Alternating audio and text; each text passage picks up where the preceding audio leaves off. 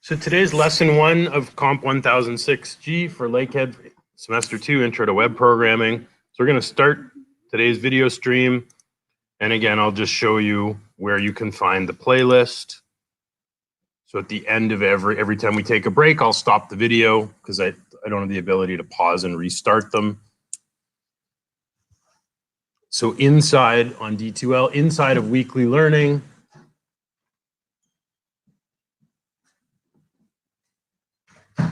and tools and resources, here's the link to the playlist. So I'll put all the videos in this one playlist.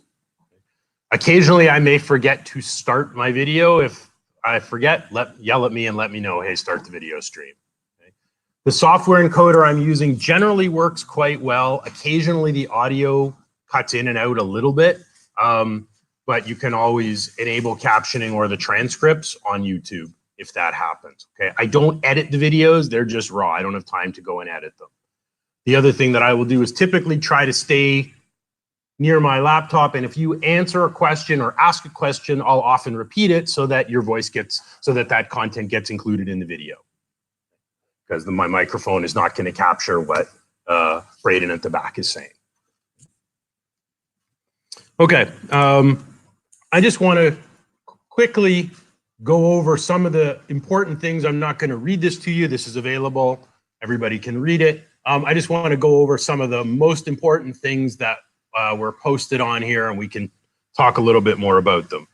So the first thing is critical. All our PHP code is going to get enclosed in these PHP braces. So in most of the pages we create, we're going to have usually multiple blocks of PHP code. So each one of those is going to start with this tag and end with this tag. And that's usually intermingled with HTML. So our PHP files, I think as somebody mentioned, the code's kind of messy. It's true. It's not very well organized. That's one of the drawbacks of PHP. So for example, a sample file from a course I taught. The last time I taught this course, a little over a year ago, it would look something like this.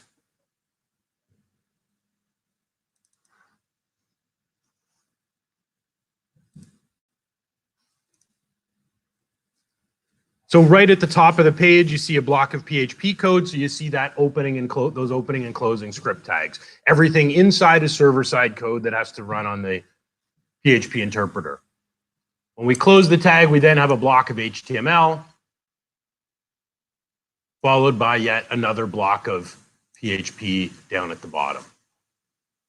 So this is typical. It's not as well organized as some other programming languages. So our files are going to be a mixture of HTML for the content and presentation, along with the PHP that's handling all the processing and logic on the server side.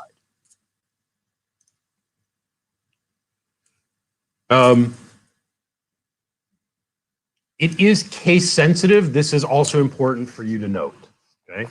So things like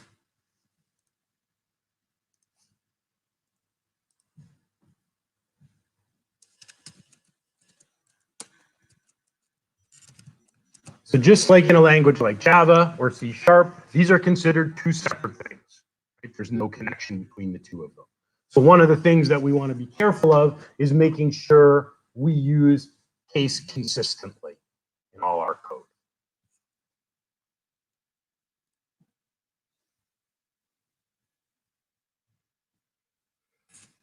This is one of the other important things to note. Several people mentioned this, that PHP is loosely typed. What does this mean, and why is it important for us to know as a developer?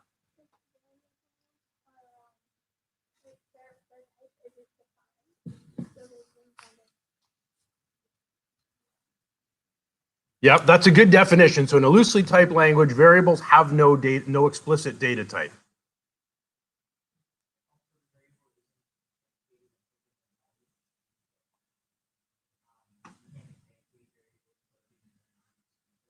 Right, even if it's a null value. Now, in PHP, we don't actually have to declare variables. You can just use them. There's no need to declare them. Was Magnus, you had? Okay. So this has important implications for us. Why does this matter as a developer? Why do we need to know and understand that PHP is loosely typed and that this is different from what you maybe are used to when we're thinking about, say, Java? Julian?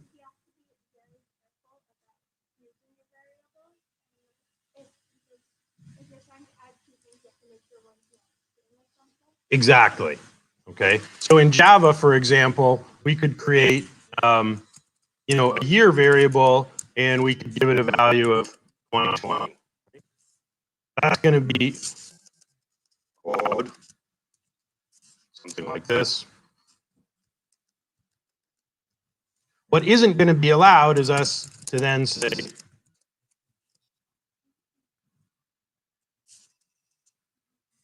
so what would happen if we tried to write similar kind of code? This is sort of pseudocode. It's not exactly Java. What would the result of this be if we tried to execute this in Java or C#? Yeah, well, what kind of error? Why is it going to throw an error? It is an error. It's not actually a syntax error. It's a different kind of error. Yeah, it's a data type error. Okay? Once we say we declare year as an integer, we could change the value from 2020 to 2030, but we can't reassign it a string value.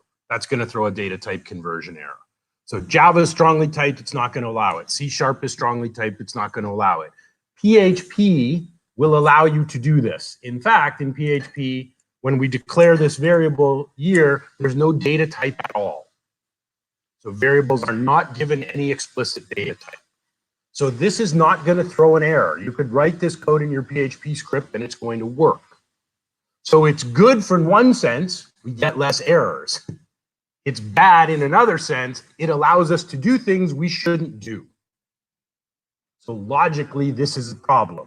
And Java, C# are not going to let us do it. PHP says, you want to do this? That's fine. But we often are going to wind up getting unexpected results. Okay? So this is something we have to be aware of when we're working with PHP, and it's different from what you're used to.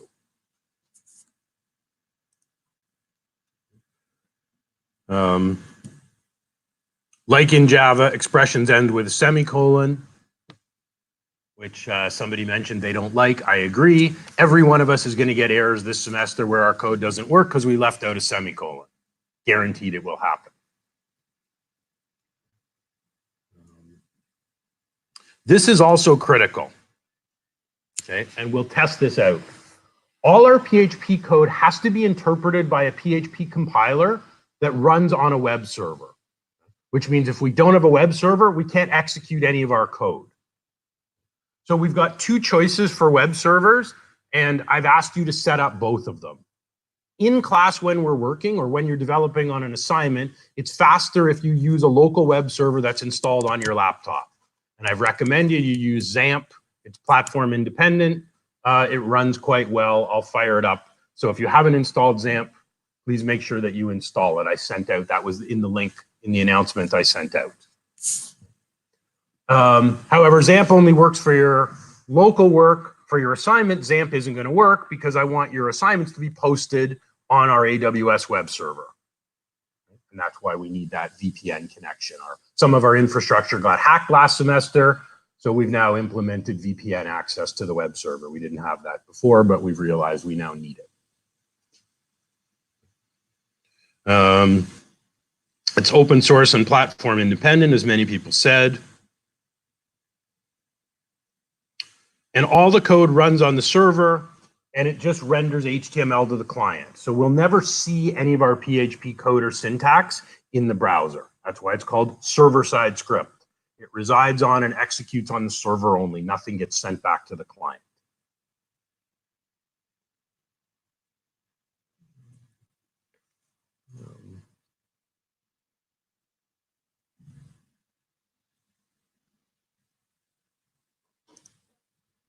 And then a few other kind of important things to note in here.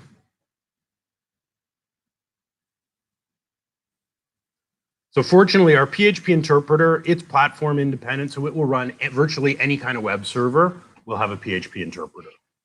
So the most common type of server used is an Apache server. When we install XAMPP, we're getting a local Apache server. If we upload to the AWS web server that you all have accounts for, that's also running Apache. I assume everybody got an email with AWS credentials. I sent the class list to our technician earlier this week, and he ran the script, so you should have. Is there anybody who didn't get an email with a login to AWS? Okay, great. We may not use AWS, we may or may not use it this week. If not, we'll definitely use it next week.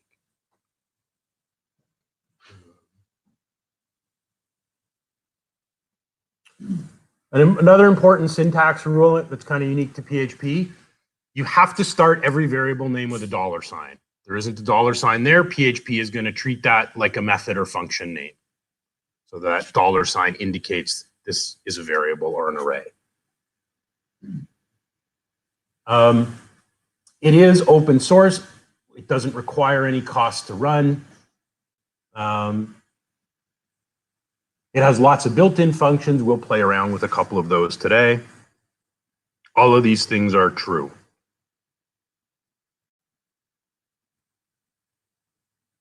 Yeah, this is an interesting point that Ryan made. PHP's trying to become more structured because developers have demanded that it become more structured, and in many cases they've moved to more structured web technologies. So things like ASP.NET in the Microsoft world, or I think, Braden, you mentioned Node. So using JavaScript on the back end. So those technologies are becoming more and more popular. PHP is less and less popular. You're going to get a chance in the program to learn all three of those. If we look, so here's a quick survey from 2019 on GitHub of the most popular programming languages. So we see Java and C are at the top, but these aren't really designed for web. We're not going to see much. There is an old Java-based technology for building web applications called JSP, Java Server Pages. They run incredibly slowly, and you see them less and less. So Java's never really been designed for the browser. So the most popular languages for web we see here. So we see C#, which you guys are learning on the desktop with Tom. We're going to have another course in September where we do web development with ASP.NET, and I teach a lot of those sections. So there's a good chance we're going to have that class together. And then you also will have next semester your advanced web programming class where we're using Node.js. So we're going to teach you 3 different web programming languages. So some of the criticisms of PHP are true. It's not that well structured. It can be kind of cumbersome. The code is sort of messy and disorganized. So why learn it, right? Why don't we just jump into Node or ASP.NET? There are a few reasons why we start with PHP. Number one, it's still quite widely used. And the biggest reason that PHP is widely used is because of this. These are the most popular content management systems. And by far, the world's largest content management system is WordPress. What does WordPress run on? PHP. I would bet my life that at least somebody in this room is going to get a co-op job or a grad job, and the first thing you'll be doing is working on content managed sites built with WordPress. So in order to be able to do anything at all with those sites, you need to know how to develop with PHP.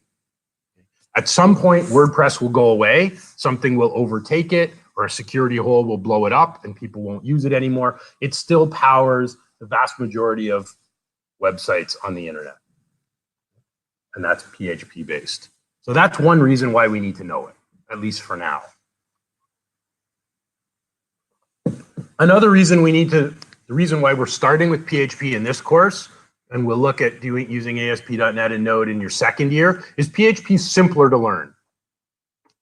We have to, those other technologies, the software development environments, they automate a lot of the tasks for us. But if we start with those, we never really understand what we're doing. So it's important we do things manually, and we do some of the heavy lifting with PHP. PHP is also pretty easy to learn the basics and see and get things up and running quickly. So that's why we're starting with it in this course. And then we'll expand on what we do in this course in our later courses next fall.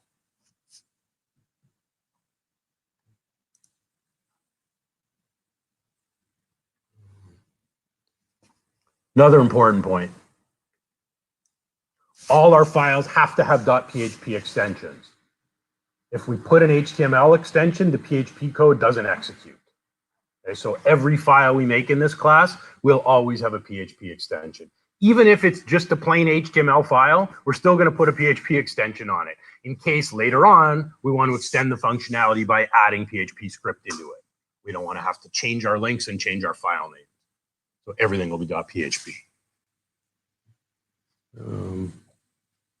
Okay. I think collectively you hit on all the important points. So next week, when we start class and we have our little 5-question review quiz, questions are going to come out of here. Okay, so some of the basics that you guys posted in the forum. So before class next week or next Thursday night, just have a quick read through of this, because those are the important points we wanted to talk about. Also, when I came back from the break, I did mention I had not updated the dates on the syllabus, so that's been corrected. So if you downloaded the syllabus before, the new copy is on D2L with the correct dates. Okay. So let's look at this in a bit more detail. So PHP is just, or a substitute for PHP, it's one part of every web application.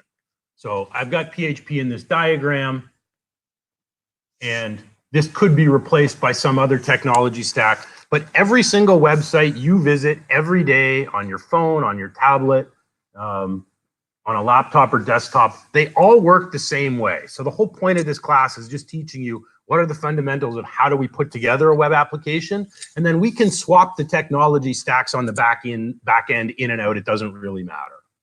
We're learning kind of the fundamental principles in this class. So every web application you visit, it's kind of an integrated collection of these different parts, and every part plays a specific role. The web server handles requests. What does the user want to see or do in their browser? And typically, most of what they want to see or do is actually interacting with information that's stored in a database. That's why we concurrently teach this class along with your relational database course. Do you have relational database, or do you have it last semester? You had it last semester, okay. For the diploma programs, they're both in semester 2. Who is your instructor for relational database? Azir? Okay, great. So a lot of the things you learned in that class, we're going to need in this class, because our web applications, they're not standalone browser applications. They're browser applications that interact with data. So you already know the basics of how a database is put together and how we can pull information from and send information to it. Our web application sometimes will interact with the file system if we want to do things like upload files, media, interact with those things. We might interact with the mail server, so our application can send messages. But the heart of it, the logic, is all the server-side script. So we're using PHP in this case. In later semesters, we'll use other technologies instead. This is the logic, and this is kind of the engine in the middle that connects all these different pieces together. So I have 2 pieces of good news as far as we're concerned.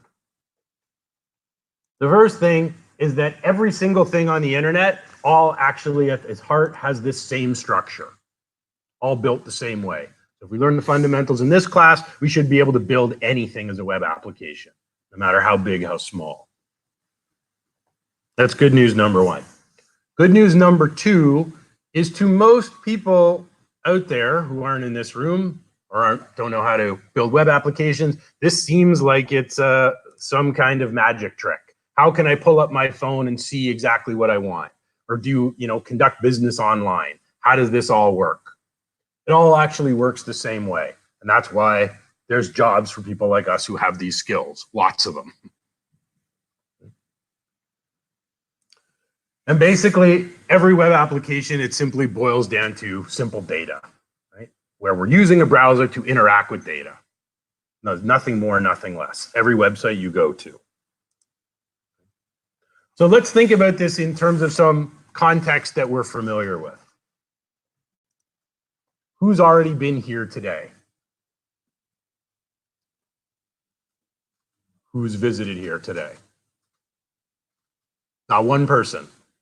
I find that a little hard to believe, but okay. Yeah. Well, you know, it could be, I guess it could be any social media platform, really. Okay. All right. Okay, so let's think about, the social media platform you visited today. If we could look, if we had access to look directly in their database, we had the server name, we had firewall access, and we had the username and password to their database. If we looked in it, what tables would you expect to see in there? So I've used Facebook as an example, but it could be any social media site. What would one table be?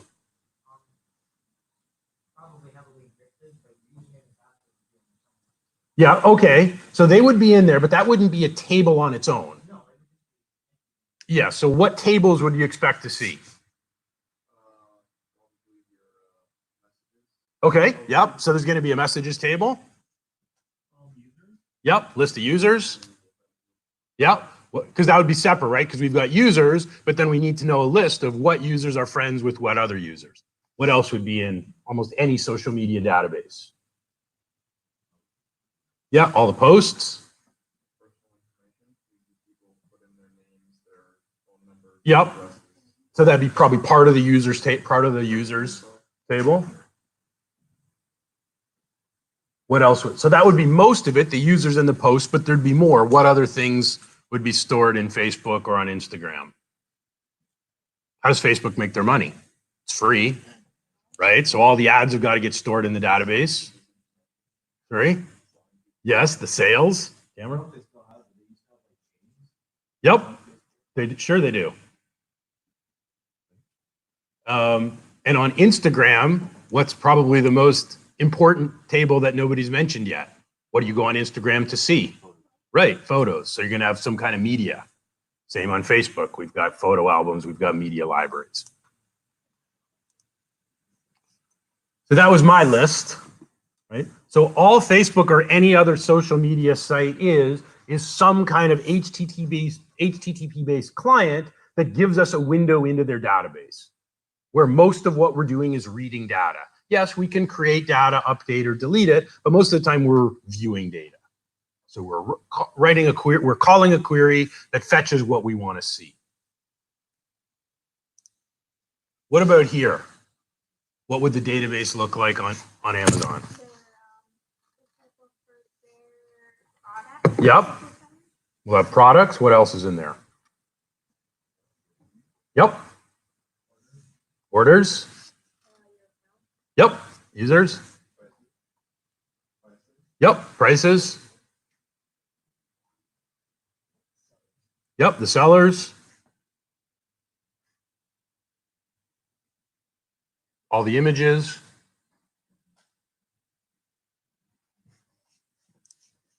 Yeah, it's a pretty good list. Also the categories. So all Amazon is it's actually a fairly simple application. There's two primary tables. The product table, which as a shopper, I want to see the products, and an orders table, which is what Amazon's interested in, right? Show users products so they can create orders. That's the whole system. Everything else is just designed to support those two things. What about here? This is usually my first stop every morning. If we could look into the database, what tables would you expect to see here? Yep, articles would probably be primary. For sure, the categories.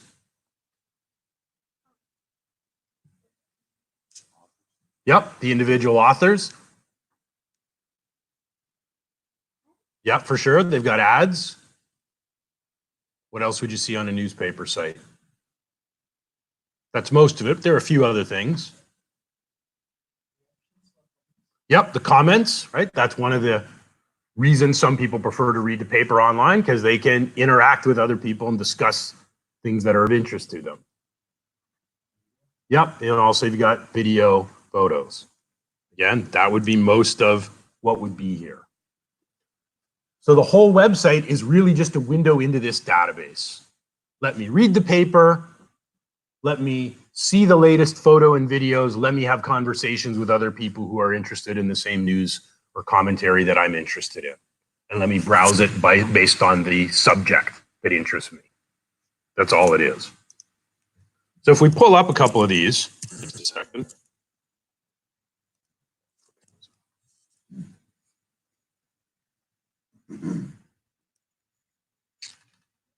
So if I scroll from the top to the bottom here and back up,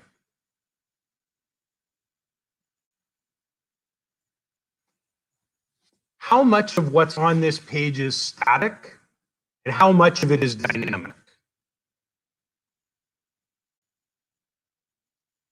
Long.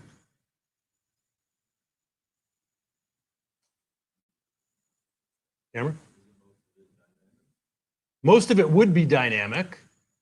What parts of it are not dynamic? What part's going to be static? What elements probably aren't going to change? If I move around the site, those things are hard-coded into the layout or the HTML. Yep, so the nav bar is probably going to be a static element. Yeah, probably most of the header, but actually not quite all of it. What in the header isn't dynamic? Sorry, what is dynamic in the header? Yep, just got my username here. So that piece is going to get pulled from the database based on the fact I'm already logged in. Yep, so this part here is going to be dynamic. The rest of the header is probably going to be the same, right? It's got the little mobile-friendly menu. Underneath the header, virtually every single thing here, if we come back and look at this page tomorrow, virtually everything is going to be different. Right down until about here. Yeah, the footer's probably going to be static. So just the general links, terms and conditions. So if I go and open up another page, the header is going to be pretty much the same.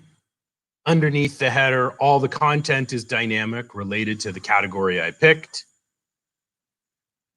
And then we hit the bottom, same footer. So really, almost everything between the header and footer is dynamic. All of this is just content drawn from the database. It's the articles, it's the media, it's the ads. And that's why we come here. We come here to see the dynamic content. I don't come here to read the footer or view the header. Those are just allowing me to navigate and move through it. If I go here, what about here?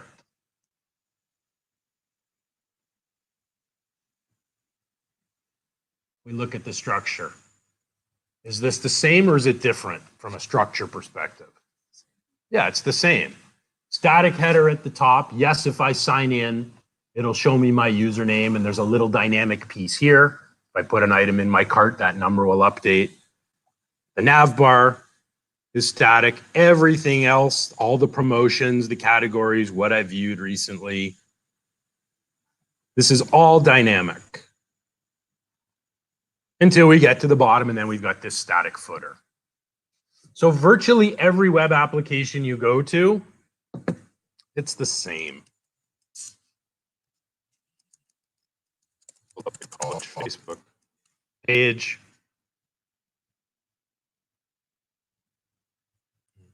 Static header.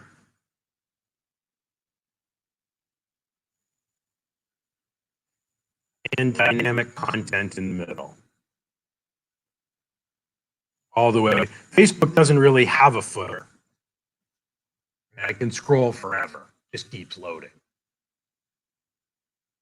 That's the basic structure of almost any web application. Static header at the top to let users see what site they're on, have it branded, layout, the structure of the page, and a nav bar, probably some static content at the bottom. Everything else in the middle is based on server-side scripting, pulling information from a database.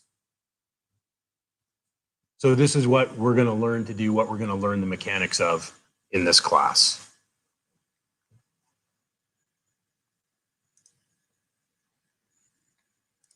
I actually like to think of it that it's not that different from going to a pub with your friends.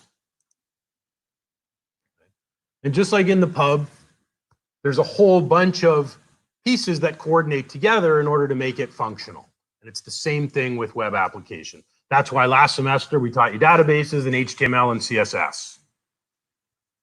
But those things were disconnected. The missing piece in the middle is our server-side script. That allows us to tie together a database and an HTML, CSS front end with all the logic and processing ability that we need. So think of it this way.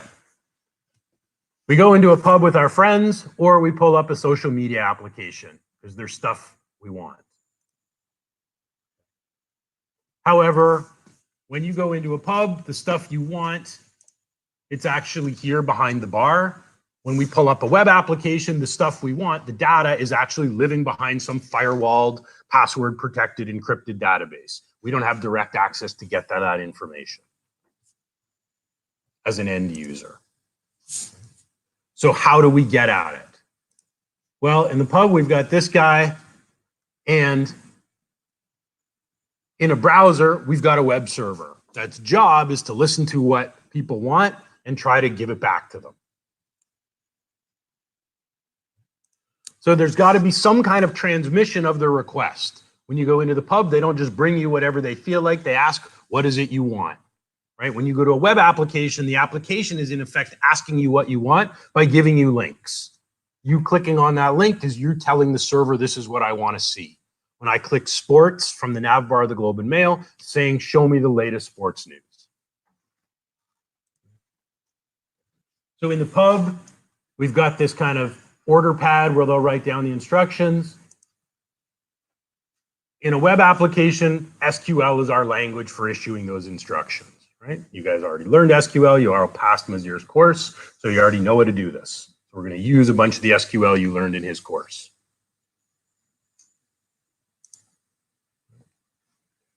So in the pub, server takes your order, goes to the bar, issue those instructions. The bartender fills everyone's drink, hands it back, and the server returns with the drinks. In a web application, our HTML takes the user's request. What did the user want to see? It issues an SQL instruction to the database. I want to see my friend's profile, or I want to see this photo album, or I want to see my grades on D2L, or I want to see my inbox in my Gmail account. That SQL query is going to query, fetch that data from the database, hand it back to the server-side language. The server-side language got to take that data and then render it all as HTML, send it back to the browser. Here are all the images in the album you wanted to see. So in both cases, no one actor is able to do all these things. Technology is not that good. So we've got to marry a whole bunch of technologies and make them work together. So we've got a database, we've got SQL, we've got server-side scripting, we've got HTML and CSS. We need all 5 of these things in order to get a web application to run, regardless of what stack we choose.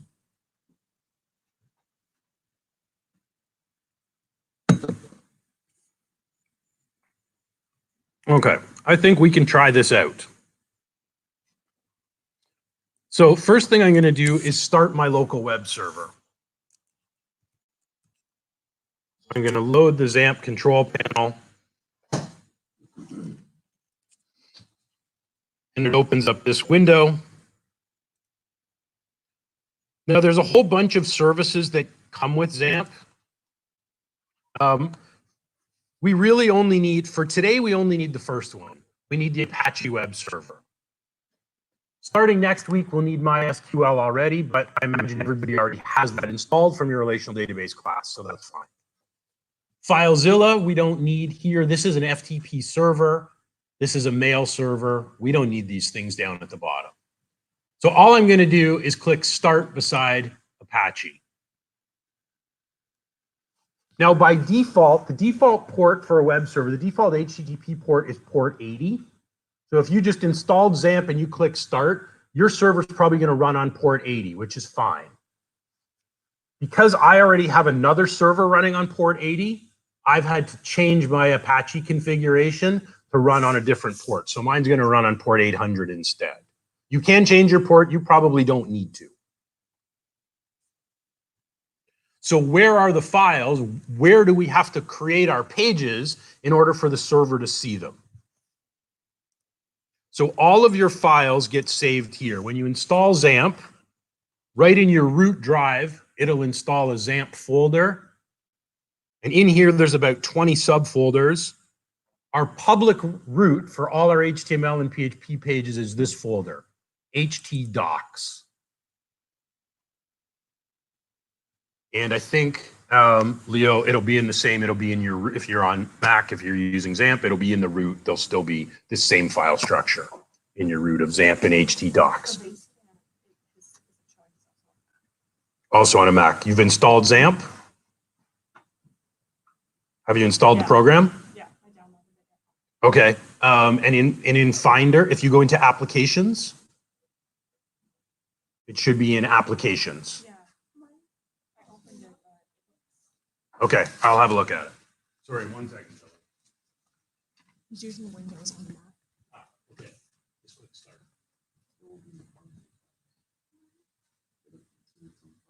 So we'll click start.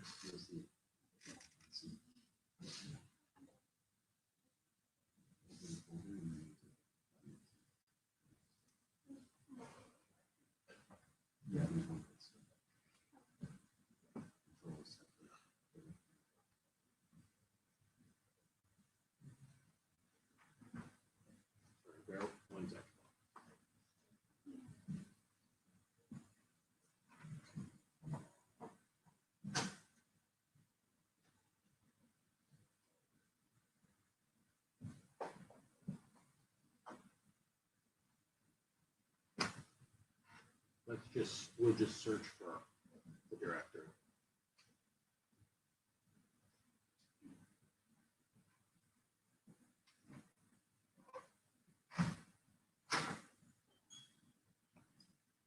We'll give that a minute to run and we'll see if it brings up any more results.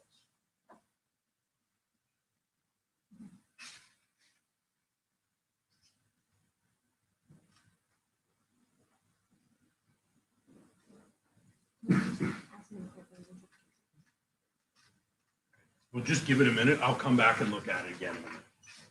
Jillian, you had a question as well?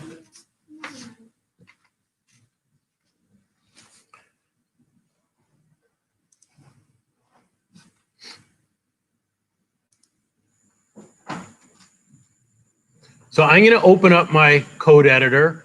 So I mentioned you can use any code editor you like for this class. I prefer to use PHP Storm by JetBrains. I find it has the best support for PHP. You can use any other editor you like, doesn't matter. If you install PHP Storm, I think I mentioned this in the email I sent out, they only have a free 30-day trial, but if you register on the JetBrains website with a student account, they extend your trial for 365 days, and you can renew that so long as you have an active student email.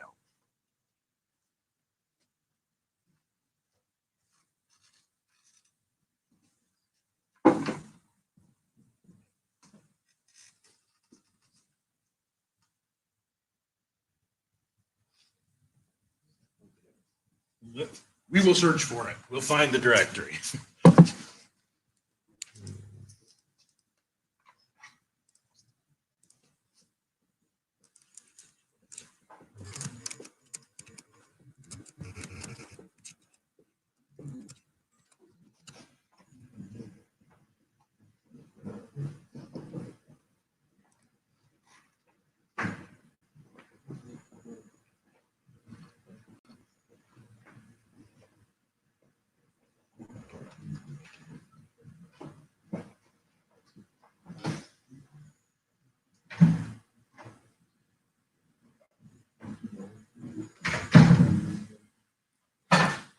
Okay, there are a few solutions here. Oh, wait, so I'm going to send you this link. There's a few different solutions here about how we would find it on Mac. Okay, so let me email this to you quickly.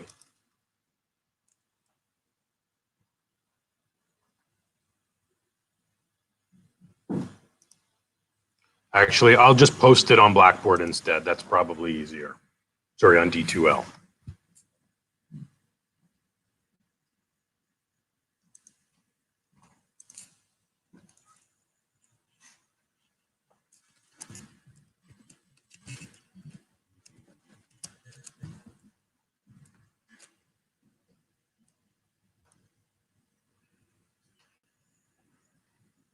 I've added this link under weekly learning. There's a few things here we can try.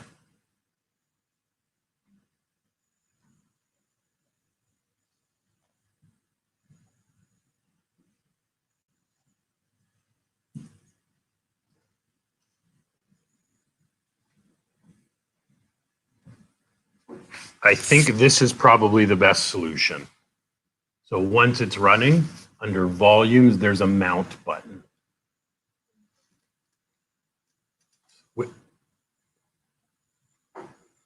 So this explains with screenshots.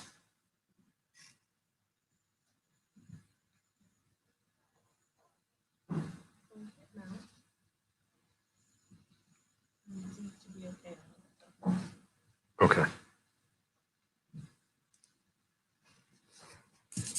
So normally we'll put our files in a subfolder. For today, I'm just going to put them in the public root. We're just creating a few basic files. So when I open PHP Storm, I'm just going to click on Open, and I will browse to my XAMPP htdocs folder. Because the files I'm going to create, they need to go in here. If they're outside of that folder, the web server can't serve them. So everything needs to be inside of htdocs.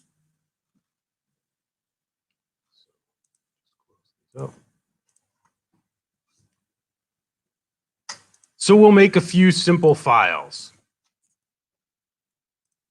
So in my directory tree over here on the left, I'm just going to right click my htdocs and I'm going to choose a new PHP file.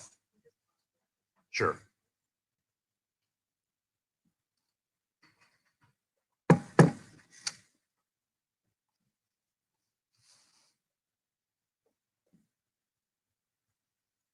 So I've opened the XAMPP htdocs folder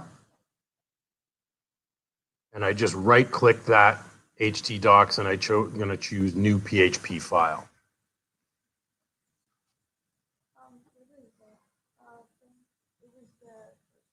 Yep, the Apache server. What did you get? If you search it, XAMPP doesn't pop up. Show up.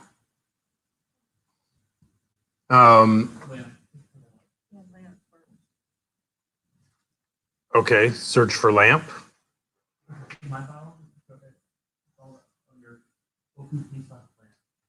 Okay.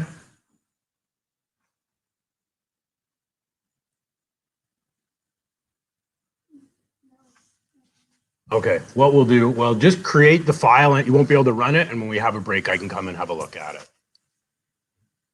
So I'm going to create a new PHP file, which I will call system info. Doesn't really matter what you call this file. You can call it anything you like. But just make sure it has a PHP extension.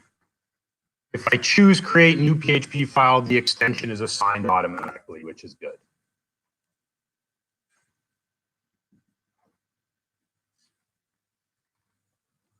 One of the other things I like about PHP Storm is when we create new files, it automatically sets out the HTML5 template for us. So we don't have to add things like the header and footer. They're already here, the header body tags. Oh, okay. Yeah, I'll show you in a minute how you can change the PHP template to include this stuff. So the first thing I'm going to want to do on here is just add a set of opening and closing PHP tags. And when I add the opening tag on line 9, PHP Storm automatically closes the tag for me, which is also useful.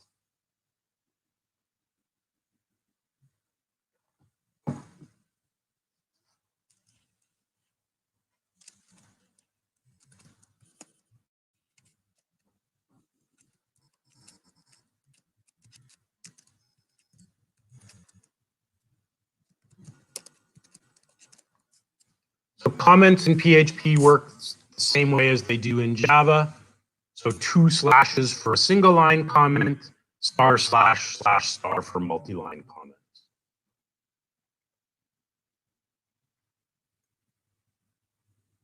Commenting your code is super important. Why? Right. Because if you build good applications, people will use them. In many cases, they might use them for a long time. And eventually, if your applications get used long enough, you're going to have to update them. So those comments allow you to remember what you did way back when you wrote that old code. It's very hard to go back and change old code years later without comments. So we're going to call a function that's built into PHP. We're not defining this function. We're going to call a simple function. And PHP Storm has support.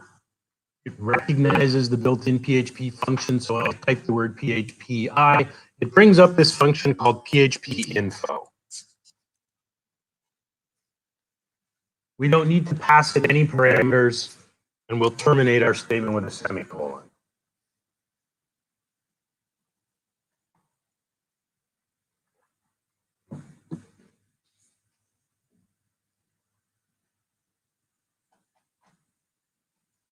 The world's simplest PHP file. We've added 10 characters of code. So now we want to run this page in our browser and see what does that function do.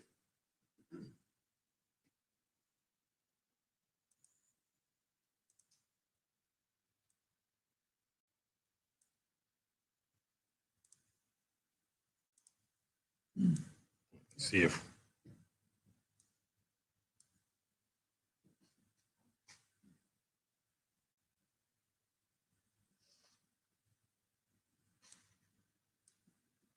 so how do I load it?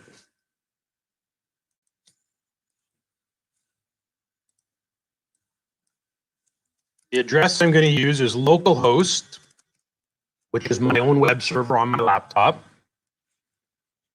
Now for me, I need this :800. You don't need this because your server will run on the default port of 80. Because mine runs on port 800, I need to add this specific port.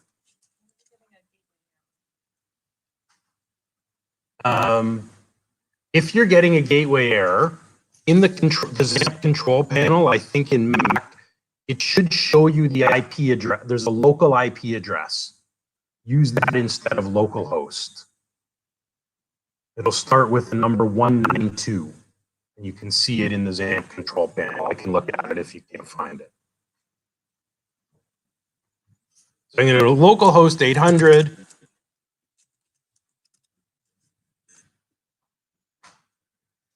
So here's what that one-line function does. Did that work? Okay, I'll look at it in a minute.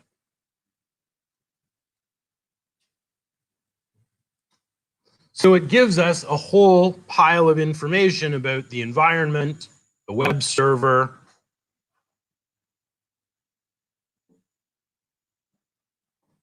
the client, session, cookie information, whole bunch of stuff. Are we using SSL, the time zone?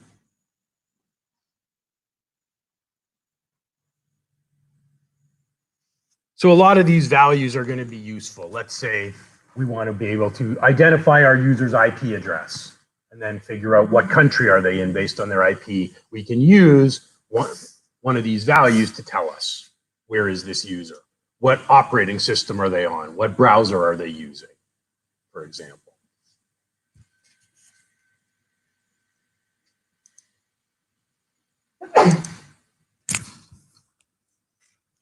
I'm going to show you why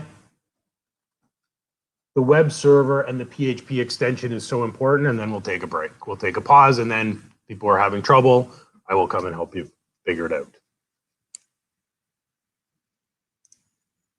What happens if I do this? I'll open a new tab, and I'm just going to open my file, but I'm going to click on File Open. And I'm just going to open the file through the file system. I'm not calling it from my web server. I'm just opening the file directly. So I don't get any errors, but that function doesn't run. How come when it's the same file, I've got it open in this tab, gives me all this data, But in this tab, I've got nothing. Why do I get this result if I try to open my file this way? Where's all the info? It's not actually being executed by the, or you're not accessing the web server that's using the PHP interpreter. Exactly. When we open it through the file system, there's no PHP interpreter. So that code doesn't run. We need to serve it call it from a web server that is a PHP interpreter that calls that function and brings up all of the related information. We have one other problem. So not only does the code not work, but in this case, our server-side code actually got printed to the source of the page, which is a huge problem. We don't want to see or publish our back-end logic and code where an end user can view it in the source of the page. In this version, where we called it from the web server, if I view the source,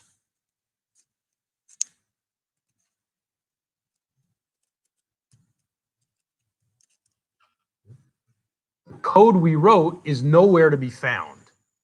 So that PHP code doesn't get sent to the browser. Only the HTML output is sent to the browser.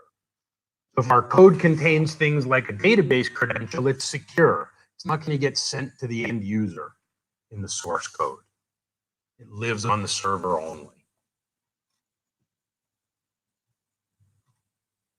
I'm going to do one other really quick thing. I'm just going to copy all this code. I'm going to make a new file, but this time I'm going to make an HTML file.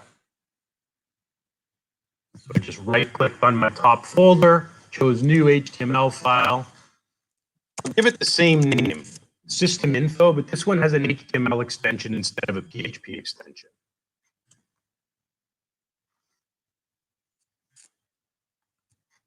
Then I'll just paste in my code so I have an exact duplicate. It's the exact same file, but our first one has a PHP extension and our second one has an HTML extension. So I want to load this one from my server. What do you expect will happen? There's a few possibilities. The result could be exactly the same, where we get all the information about our environment. We could get a blank screen, or it could print this to the browser. Which one of those three things do you think is most likely to happen? You think it'll print it to the browser? Nothing, just be blank? Think blank? Well, let's try it. So I'll just replace the extension here with the HTML extension. So nothing here, but again, our server-side code that's supposed to live on the server has been published and sent to the browser. So the code doesn't execute, and we've now taken code that's supposed to be private and we've made it available for people to see. So in order for any of our PHP to work, we need to do several things. We need to make sure our files have the PHP extension, and we need to make sure they're always being served from a web server. They're not just being opened in a browser. Because in both cases, the PHP doesn't run and the code winds up in the source where our end users can see it. Both of those things we need to avoid.